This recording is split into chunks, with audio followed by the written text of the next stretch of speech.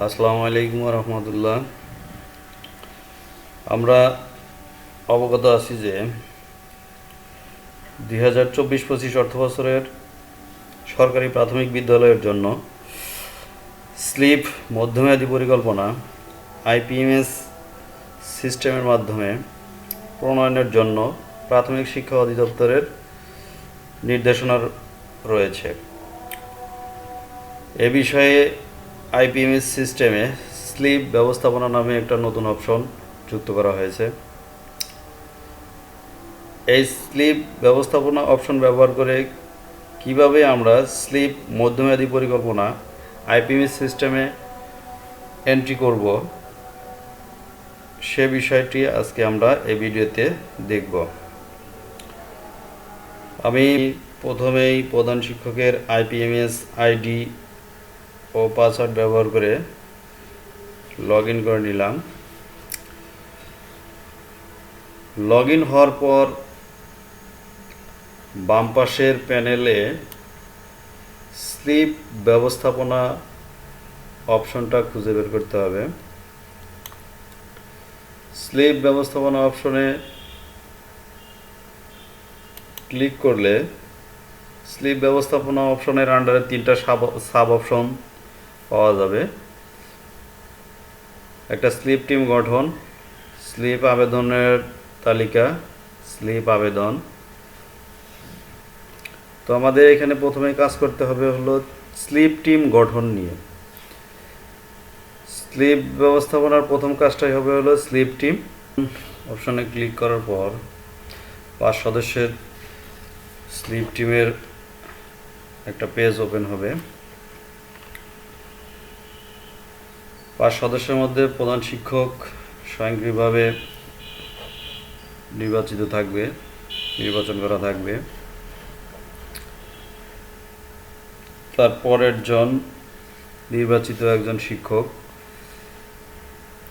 নির্বাচিত শিক্ষকের নামের তালিকায় ড্রপডাউন মেনুতে ক্লিক করলে বিদ্যালয়ের সংশ্লিষ্ট সকল শিক্ষকের তালিকা দেখা যাবে। এখান থেকে আপনি যে শিক্ষককে মনোনয়ন দিতে চান সেই শিক্ষকের নামটা সিলেক্ট করে দিতে হবে এবং তার মোবাইল নাম্বারটা স্বয়ংক্রিয়ভাবে বক্সের মধ্যে প্রদর্শিত হবে। এরপর এসএমসি বা অ্যাডহক কমিটির একজন সদস্যের নাম লিখতে হবে এবং তার মোবাইল নাম্বার লিখতে হবে। পিটিএর একজন সদস্যের নাম, তার মোবাইল নাম্বার, প্রদানকারী একজন ব্যক্তির নাম লিখতে হবে, বিদ্যালয় এলাকার। সকল সদস্যের নাম যথাযথভাবে লেখার পর এই সাবমিট অপশনটা পাওয়া যাবে। এখানে একটা বিষয় খেয়াল রাখতে হবে যেন নাম লিখতে নামের শুরুতে বা শেষে কোনো স্পেস না পড়ে। যদি নাম লিখতে কোনো স্পেস পড়ে তাহলে এই সাবমিট বাটনটা পাওয়া যাবে না। সব কিছু ঠিক থাকার পরেও এই সাবমিট বাটনটা অমিট হয়ে যাবে, দেখা যাবে না। সেজন্য খেয়াল রাখতে হবে যে নাম লেখার শুরুতে এবং শেষে যেন কোনো স্পেস না পড়ে। তো সব কিছু ঠিক থাকলে এই সাবমিট বাটনটা পাওয়া যাবে। সাবমিট করে দিলেই স্লিপ টিম গঠনের কাজ সফলভাবে শেষ হবে। স্লিপ টিম গঠিত হওয়ার পর স্লিপ আবেদন অপশনে ক্লিক করতে হবে। স্লিপ আবেদন অপশনে ক্লিক করলে স্লিপ আবেদনের পেজ ওপেন হবে। এখানে প্রথমে বিদ্যালয়ের উন্নয়ন পরিকল্পনা প্রণয়নের উদ্দেশ্য লিখতে হবে। এখানে নির্ধারিত স্থান আছে, এখানে স্লিপ উন্নয়ন পরিকল্পনা প্রণয়নের উদ্দেশ্য লিখতে হবে। এরপর শিক্ষকের অনুমোদিত পদ, কর্মরত সংখ্যা, এ সকল তথ্য স্বয়ংক্রিয়ভাবে আইপিএমএস সিস্টেম থেকে চলে আসবে। ছাত্রছাত্রীর সংখ্যা, এখানে ছাত্রছাত্রীর সংখ্যা যদি সঠিক না থাকে তাহলে অবশ্যই শিক্ষার্থী সারাংশ অপশন থেকে শিক্ষার্থীর সংখ্যা ঠিক করে আসতে হবে। এর পরবর্তীতে পাওয়া যাবে বিদ্যালয়ের পরিস্থিতি বিশ্লেষণ। এখানে কাজ করতে হবে। বিদ্যালয়ের পরিস্থিতি বিশ্লেষণে এই যে সমস্যার বিষয় যোগ করুন, এখানে ক্লিক করলেই অপশন যুক্ত হবে।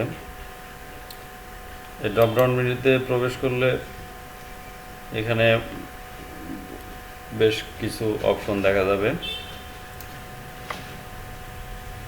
যেমন বিদ্যালয়ের ভবন। এই বিদ্যালয় ভবন অপশন সিলেক্ট করার পর এদের সমস্যার কারণ নেই, ভবনে আপনার কী সমস্যা আছে সেই সমস্যার কারণ লিখতে হবে। সমস্যার প্রভাবে তার সেই সমস্যার কি প্রভাব আছে সে প্রভাব লিখতে হবে। সমস্যা সমাধানের প্রয়োজনীয় কার্যক্রম কি সেটা লিখতে হবে। সমস্যা সমাধানের বিদ্যমান সক্ষমতা আছে কি নেই সেটা লিখতে হবে। এটার কাজ শেষ হওয়ার পর সমস্যার বিষয় যোগ করুন, এখানে আবার ক্লিক করলে আর একটা নতুন অপশন পাওয়া যাবে। এখানে ওয়াশ ফ্যাসিলিটিস, এখন ওয়াশ ফ্যাসিলিটিসে কী সমস্যা আছে সমস্যা লিখতে পারেন, সমস্যার প্রভাব লিখতে পারেন, সমস্যার সমাধানের প্রয়োজনীয় কার্যক্রম কী সেটা লিখতে পারেন, সমস্যার সমাধানের বিদ্যমান সক্ষমতার বিষয়টা লিখতে পারেন। এভাবে যতগুলো অপশন আছে একইভাবে যোগ করতে হবে।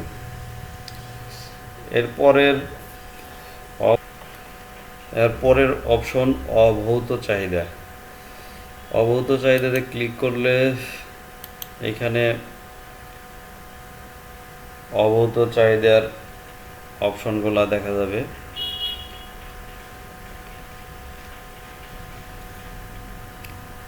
এর এক একটা সিলেক্ট করে ডান পাশের ঘরগুলো পূরণ করতে হবে। যেমন শিখন শেখানো উপকরণ, শিখন শেখানো উপকরণের বর্তমান সংখ্যা কত, বর্তমান অবস্থা কি, 3 বছরের চাহিদা। 3 বছরের চাহিদা বলতে 2024-25, 25-26, 26-27।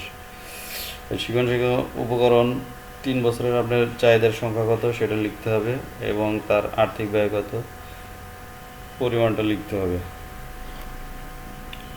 এটার কাজ শেষ হলে পরে আবার ক্লিক করলে